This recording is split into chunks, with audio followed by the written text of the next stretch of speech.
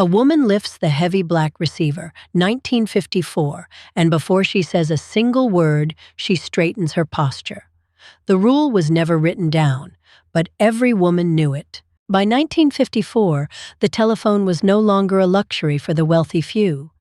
It sat in roughly 4 out of 5 American homes, perched on a hallway table or bolted to the kitchen wall. But a telephone in the house did not mean you could simply pick it up and talk. There was an entire unspoken grammar around that instrument, a set of social codes so precise that breaking one could quietly ruin a family's standing in the neighborhood. Here is the first rule, and it governed every call that followed. You answered the telephone within 3 rings, not 2, which suggested you were hovering by it like an anxious girl waiting for a boy. Not 5, which suggested you did not care or, worse, were not properly attending your home. 3 rings was the mark of a competent woman. It said you were busy, but never too busy, present, but never desperate. When you did answer, you did not say hello. You stated your number, or in finer households you stated the family surname. Murray Residence, Hawthorne 4, 2, 2, 1. This was not coldness. It told the caller instantly whether they had reached the right home and spared everyone the awkward dance of guessing. A bare hello was considered the mark of someone who had never been taught, and in 1955, that judgment landed harder than you might imagine. The voice itself was a discipline. You smiled before you spoke because the smile carried down the line even though no one could see it. Telephone companies actually taught this in their courtesy pamphlets. A pleasant voice was a calling card. You spoke clearly, never shouted, and you never ate, chewed gum, or rattled dishes while you talked. The person on the other end deserved your full attention, and your mother had drilled that into you before you could reach the wall set. Now we arrive at the institution that shaped half these rules: the party line. Millions of American homes did not have a private telephone line at all. They shared one physical line with 2, 4, sometimes 8 other households down the road. When you lifted your receiver, you might hear your neighbors already talking, and that single shared wire created an entire civilization of etiquette that has utterly vanished from modern life.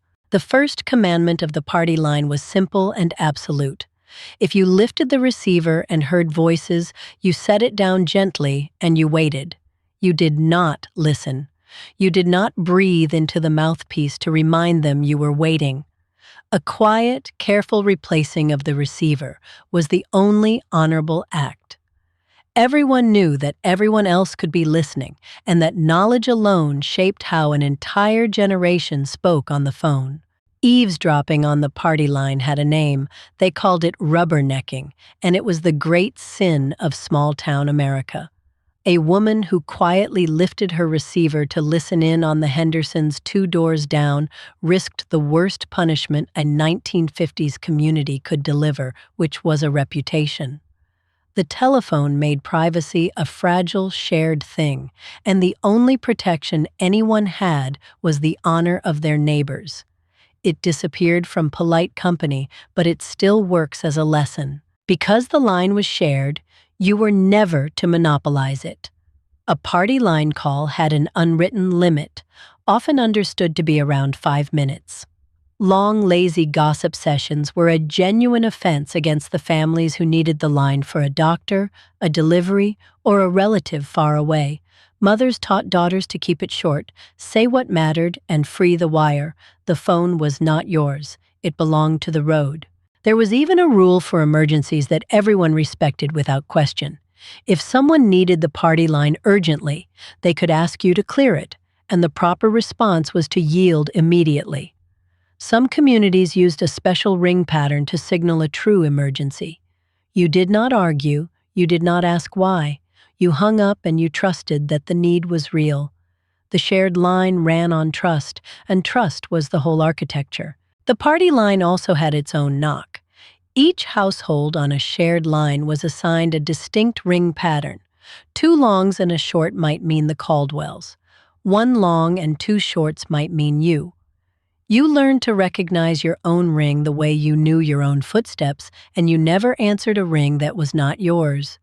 Picking up on someone else's pattern was as rude as opening their mail. Before direct dialing spread everywhere, the operator was the heart of the system, and she had her own etiquette. You said please and thank you to her every single time. She was usually a young woman seated at a vast switchboard, plugging cords into a wall of jacks, and she could hear everything in your voice. You gave her the number slowly and clearly. You never barked. A rude caller was remembered, and the operator quietly held more power over your daily life than you might guess. When you placed a call through the operator, you waited patiently while she connected you. There was no expectation of instant gratification. Connecting a call across town could take a moment, across the country considerably longer. You held the receiver. You listened to the clicks and the hum, and you understood that real human hands were physically joining your voice to another. Patience on the telephone was simply assumed, and impatience marked you as poorly raised. Long distance was an event, not a habit. A coast-to-coast call could cost a substantial sum, and families treated it accordingly. You planned the call in advance. You wrote down what you needed to say so you would not waste a single expensive minute. You spoke quickly, you covered the important news, and you said your goodbyes before the rates and the budget scolded you. A long-distance call meant something serious had happened, and the whole household leaned in to listen. There were proper hours to telephone, and they were policed by mothers everywhere. You did not call before 9 in the morning because the household was still managing breakfast and the children. You did not call during the dinner hour, roughly 5 to 7, because a family at table was sacred and interrupting. It was an insult to the woman who cooked. And you absolutely did not call after 9 at night unless someone had died. Those were the unspoken boundaries of decency. A call placed after 9 at night carried real weight. The late ring made hearts stop because in that era, a telephone that rang past bedtime almost always carried bad news.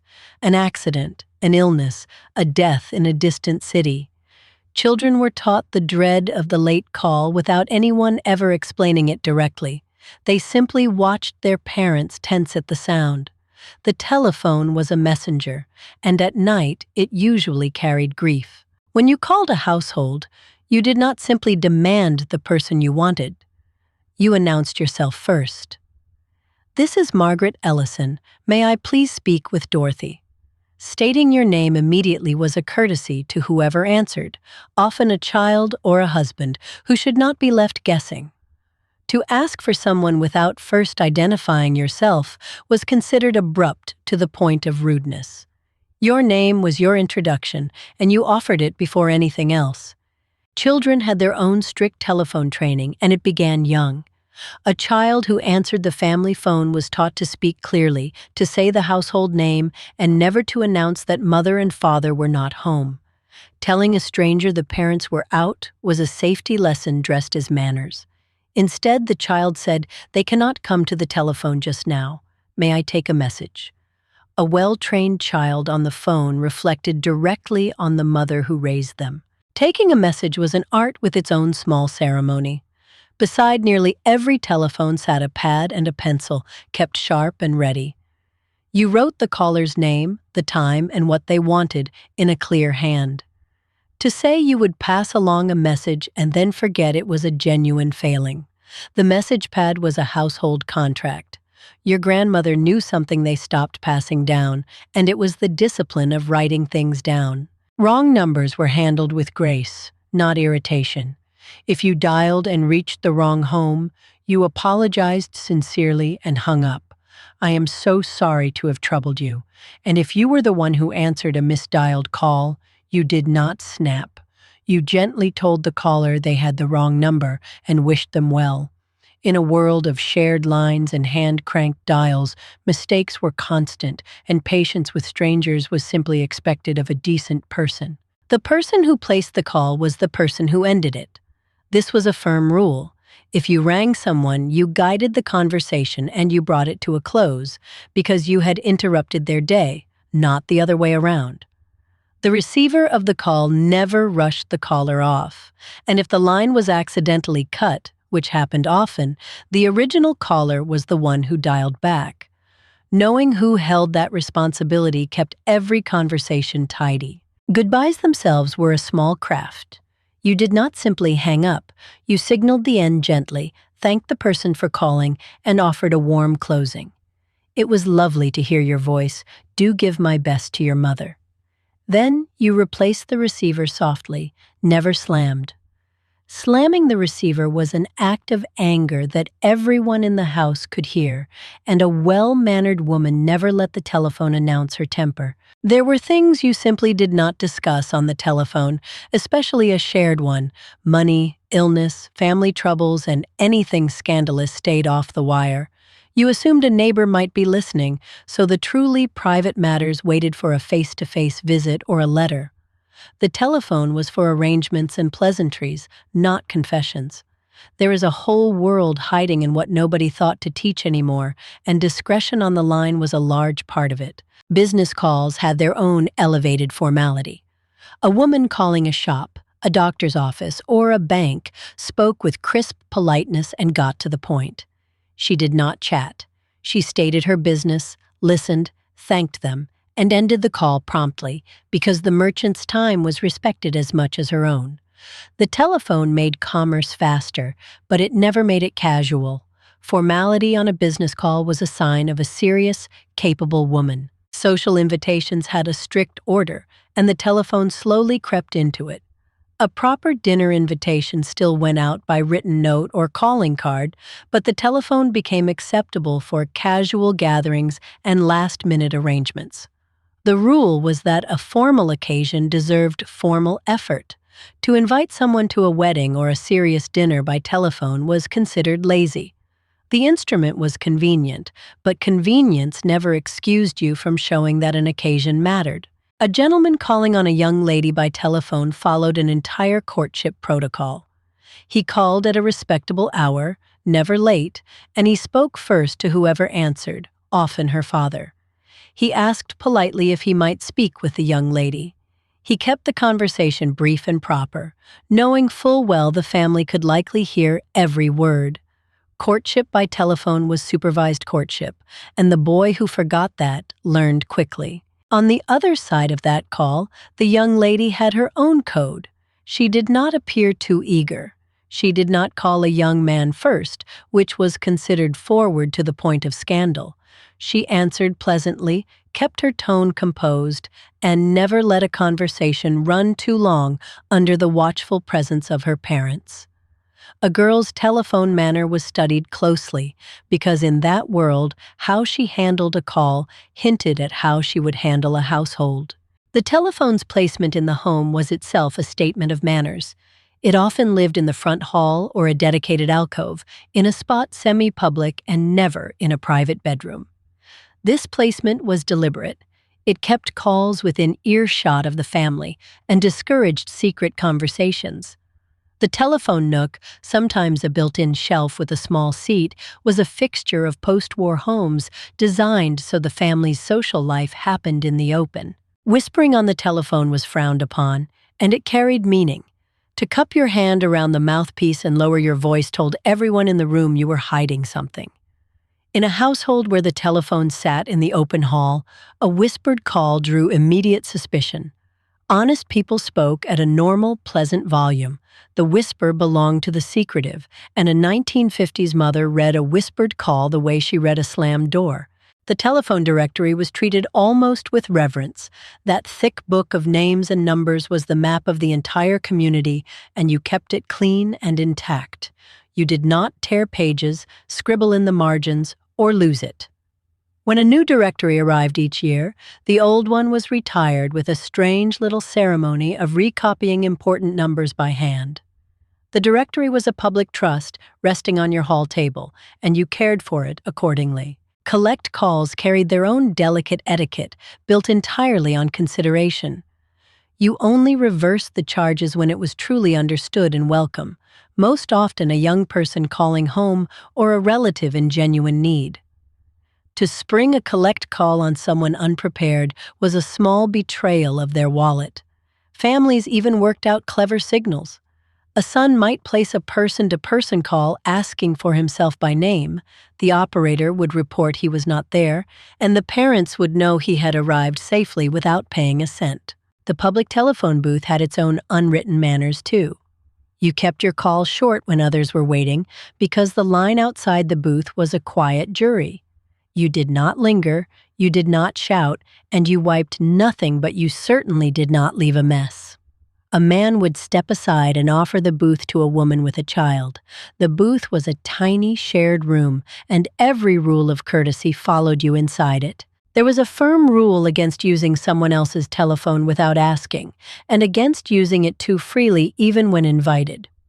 If you were a guest and needed to make a call, you asked permission, you kept it brief, and for a long-distance call, you insisted on leaving money to cover it. To run up a host's telephone bill was the height of bad manners. The telephone was a household expense, and a thoughtful guest never forgot whose nickel was paying. How you spoke to a household servant or a hired girl on the telephone said everything about your character. A woman of real breeding was unfailingly polite to whoever answered, regardless of their station. She thanked the maid, she did not bark orders down the line, and she treated the voice on the other end as a person. The unspoken truth was that rudeness to those who could not answer back revealed exactly who you were when no one important was listening. Repeating back information was a courtesy that prevented countless mistakes. When someone gave you an address, a time, or a number over the telephone, you read it back to confirm.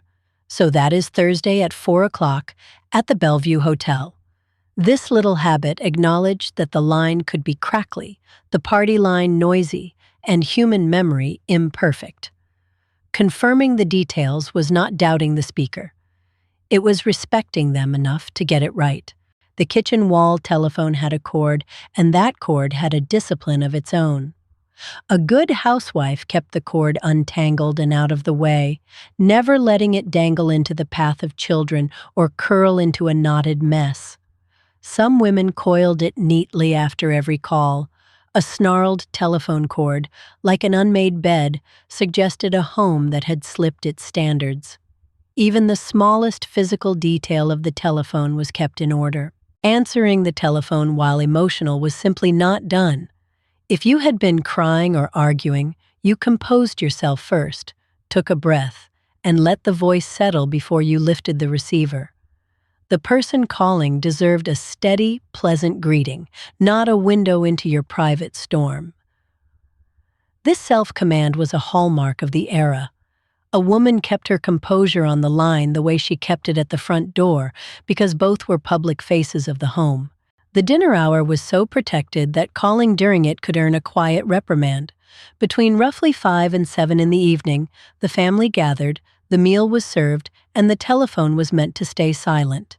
If it rang anyway, a child might be sent to answer with a polite note that the family was at supper and would return the call. To deliberately ring a home at the dinner hour signaled either an emergency or a stunning lack of breeding. Telephone gossip had a name and a reputation. The women who spent hours on the line trading news were called, sometimes fondly and sometimes not, the telephone brigade. There was an art to it. You shared news without being cruel, you never repeated what was told in confidence, and you knew the difference between neighborly concern and malicious tale-carrying. The party line made gossip travel faster than ever, and a woman's standing depended on whether she used that speed wisely. Reaching someone at their workplace required real restraint. You did not call a man at his office for trivial matters because his employer was paying for his time, and a personal call was an intrusion on it. A wife who telephoned her husband at work did so only for something that genuinely could not wait, and she kept it short. The workplace call was reserved and rare, and the woman who respected that boundary protected her husband's standing with his boss. The way you held the receiver mattered more than you would think. You held it properly to your ear and mouth, never tucked carelessly against a shoulder while you did three other things. Giving the call your hands as well as your attention was a sign of respect. A woman who answered the telephone and then wandered off to stir a pot, dragging the conversation behind her, was politely understood to be only half present, and that half presence was felt on the other end. Thank you notes had a telephone cousin. After someone did you a kindness arranged over the phone, or after a particularly gracious call, a brief follow-up of gratitude was expected. The telephone could deliver thanks quickly, but for anything substantial, the written note still reigned. A woman knew which gestures deserved ink and which could ride the wire. Knowing the difference was the very heart of good manners, and the telephone never fully replaced the pen. Children were not permitted to monopolize the family telephone. In a one-telephone household, the instrument belonged to the running of the home first. A teenager who tied up the line chatting with friends for an hour was committing a real offense, because a neighbor might need to reach the family or the father might be expecting word. Parents set firm limits, and a teenager learned that telephone time was a privilege, never a right. The telephone was never to be used to deliver truly important news that deserved presence. A death, a serious illness, a major family decision. These were often shared in person when distance allowed, or by careful letter. To deliver heavy news coldly over the wire was considered a kind of cowardice.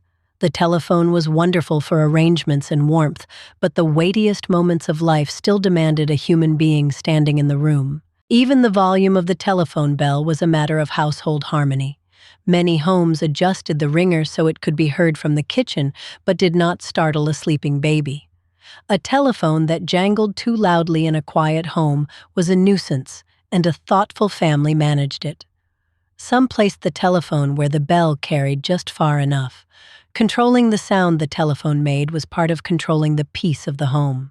When the line was bad, and it often was, you handled it with patience rather than frustration. Static, crossed wires, and faint voices were part of the technology. You spoke a little slower, you repeated yourself kindly, and you never blamed the person on the other end for the crackle on the line. If it grew truly impossible, you politely agreed to ring back. Grace under a poor connection was simply another form of good manners. The salesman who called your home faced a polite but firm wall. Unsolicited sales calls were beginning to appear, and the etiquette for handling them was clear. You were courteous, you let them finish a sentence, and then you declined firmly and ended the call without rudeness. There was no need to be cruel to a working man doing his job. But your time and your line were yours, and a gracious no thank you closed the matter cleanly. Telephone numbers themselves had a poetry that has vanished. Numbers began with an exchange name, a word, before the digits. Pennsylvania 6, 5000, Butterfield 8. You spoke the name, then the numbers, and these exchange names became part of a neighborhood's identity. Reciting your number meant speaking a little piece of place. When the phone companies replaced those names with all digits, people genuinely mourned. Something warm and human was traded for efficiency. Hospitality extended to the telephone in a guest's presence. If you were entertaining and the telephone rang, you answered it quickly and kept the call brief, then returned your full attention to your guest. To let a phone call pull you away from a visitor in your home was a quiet insult to the person you had welcomed. The guest in the room always came before the voice on the wire. Presence outranked the telephone every time. There was a rule about how often you could reasonably call the same person. To telephone a friend day after day with nothing of substance was to wear out your welcome on the line. A thoughtful woman spaced her calls, made each one count, and never made another person dread the sound of her ring. Familiarity was lovely, but even friendship had a rhythm. The best callers were the ones whose voice on the line was always a small pleasure. The telephone was kept physically clean as a point of pride. The receiver was wiped, the dial kept free of grime, the whole instrument dusted along with the rest of the parlor. A telephone touched many hands and mouths, and a fastidious housewife treated it like any well-used surface in her home. A grimy telephone, like a dusty mantle, told visitors something unflattering. Cleanliness reached even to the instrument on the hall table. When a call went unanswered, you did not let the telephone ring endlessly. After a reasonable number of rings, usually understood to be about 6 or 7, you hung up and tried again later. To let a phone ring 20 times was both futile and inconsiderate, especially on a party line where the persistent ringing tied up the wire for everyone. Knowing when to give up the call was as much a courtesy as knowing how to begin it. The arrival of the telephone in the bedroom in wealthier homes created a new rule. The princess phone and bedside extensions meant private late conversations became possible for the first time, and so a new caution emerged. Parents watched the bedroom extension closely because a telephone behind a closed door undid a generation of careful supervision. The very privacy the new phones offered was treated at first with deep suspicion by mothers who knew what it could mean. Speaking on behalf of your husband or household carried a careful etiquette. A wife often managed the social telephone, conveying her husband's regrets, accepting invitations on the family's behalf, and smoothing arrangements. But she never committed him to something significant without his word. She was the diplomat of the household line, representing the family with grace while knowing exactly where her authority ended. It was a delicate, powerful role, and a skilled woman ran it beautifully. The telephone was never to interrupt a more important act of attention. If you were nursing a baby, comforting a crying child, or tending someone ill, you simply let it ring. The living person in your arms outranked the bell on the wall. This was understood without debate. A mother who dropped a sick child to chase the telephone had her priorities upside down, and everyone knew it. Some things were always more important than the call. Letting someone know you arrived safely had its own clever, thrifty etiquette. Travelers used a prearranged signal to save money. You might let the home telephone ring twice and then hang up, a sign agreed upon in advance that meant I made it, all is well. No charge, no conversation, just a small kindness sent down the wire. The whole family knew the code. It was an act of love measured in unanswered rings. There was an etiquette around recommending the telephone for what it did poorly. Detailed instructions, complicated directions, long lists, these were better written down and mailed. A wise woman knew the telephone was for warmth, brevity, and arrangement, not for dictating a complicated recipe or a set of travel directions across a crackling line. Choosing the right tool for the message was a quiet intelligence. The telephone had its gifts, and a thoughtful person did not strain them. The way a family answered the telephone could reveal its whole character to a stranger. A warm, clear, courteous greeting suggested a happy and well-run home. A grunted hello or a child shouting into the receiver suggested the opposite.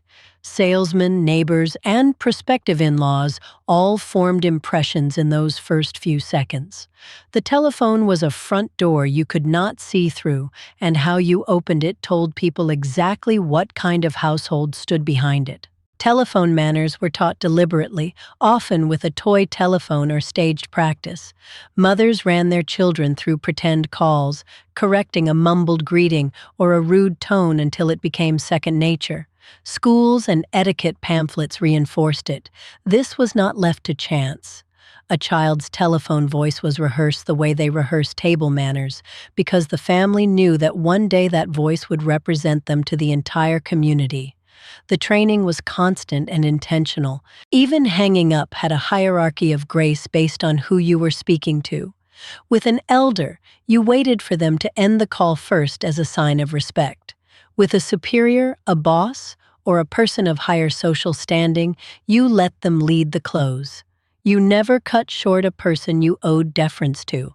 The order of the goodbye quietly mapped the entire social structure, and a well-raised person navigated it without a thought. The telephone was never to be answered or used while improperly dressed in front of others, an odd rule that reveals the formality of the age. A woman would not take a call in her dressing gown if company was present, and she would gather herself before speaking, as though the caller could somehow sense her state. The telephone, though invisible, was treated as a social presence in the room, and you met it with the same composure you would meet a visitor. Sharing a telephone with another family in a duplex or boarding house demanded saintly patience. You posted a schedule sometimes, you kept a small dish for everyone to drop coins toward the bill, and you never, ever read another tenant's messages left by the phone. The shared hallway telephone of a boarding house was a tiny experiment in civilization, and it ran entirely on the honor and consideration of strangers living close together. You did not pretend not to be home when you clearly were, at least not carelessly. If a child answered and said mother was unavailable, that was a small social fiction everyone understood and respected. But the lie had to be graceful and consistent, never caught out. A woman heard laughing in the background after being declared unavailable created an awkwardness that lingered for weeks. Even the polite untruths of the telephone had their own demanding rules. The telephone's place in a sick room was handled with special tenderness. When someone was ill, calls were kept brief, voices kept soft, and the well wishes kept warm but undemanding. You did not press a sick person for long conversation, and you did not call so often that the household could not rest. A short, kind call that asked nothing in return was the gift you gave a struggling family. Even illness had its telephone courtesies. There was a firm understanding that the telephone never replaced the visit. A call could maintain a friendship, but it could not nourish one. The women of that era knew the difference between hearing a voice and sitting across a kitchen table with coffee. The telephone was a thread that kept people connected between visits, never a substitute for the visit itself. They guarded the in-person bond fiercely, and they were right to. The dawn of the answering service introduced a brand new courtesy. Wealthier households and professionals began using services that took messages, and the etiquette around them was precise. You left a clear, brief message, your name, your number, and the reason for your call, spoken slowly for the woman writing it down. You did not ramble at a service. Even speaking to a person you would never meet who simply recorded your words, called for the same clarity and courtesy as any call. The telephone could be a lifeline for the lonely, and there was a quiet etiquette of compassion around it. A widow living alone, an elderly neighbor with no family nearby, these people were checked on by telephone as an act of community care. You called not because you needed something, but because a familiar voice on the line might be the only one they heard all day. The kindest callers understood that sometimes the call itself was the entire gift. Finally, there was the rule that governed all the others. You treated the voice on the line exactly as you would treat a person standing in your parlor. The telephone stripped away the face, the dress, the handshake, and left only the voice, and so the voice had to carry everything. Warmth, respect, attention, and grace all had to travel down that wire. The whole etiquette of the era rested on a single idea that an unseen person still deserved your very best self. Think of how much of this we have lost. The smile before the greeting, the patience for a crackling line, the careful guarding of a shared resource, the sense that a telephone call was a small social occasion worthy of your composure. These were not stuffy formalities. They were a system for treating one another with care across distance, and we let nearly all of it slip away without noticing what we were trading. What strikes me most is how every one of these rules served the same purpose. They protected other people. The dinner hour protected a family's peace. The party line manners protected a neighbor's turn. The gentle goodbye protected a person's feelings.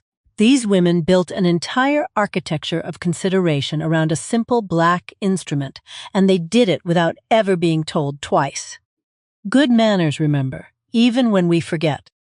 Somewhere a woman in 1957 lifts that heavy receiver, straightens her posture, smiles before she speaks, and says her family name into the wire. She has no idea that the entire careful world she is performing will be gone within a few decades, replaced by devices that never ring at a sacred dinner hour or wait their turn on a shared line.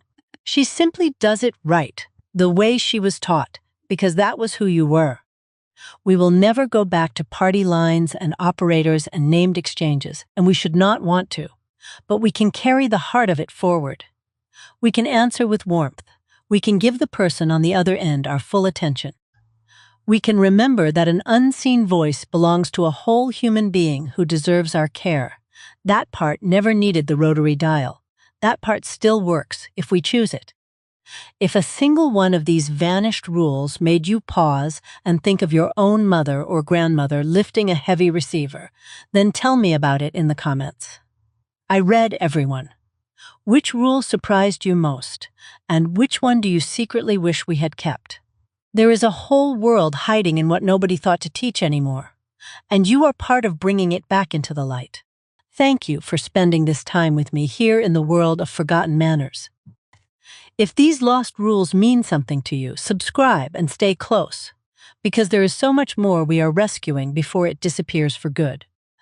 Until next time, answer with a smile, treat every voice with care, and remember that the kindest things we ever did were the ones nobody made us do. I will see you in the next one.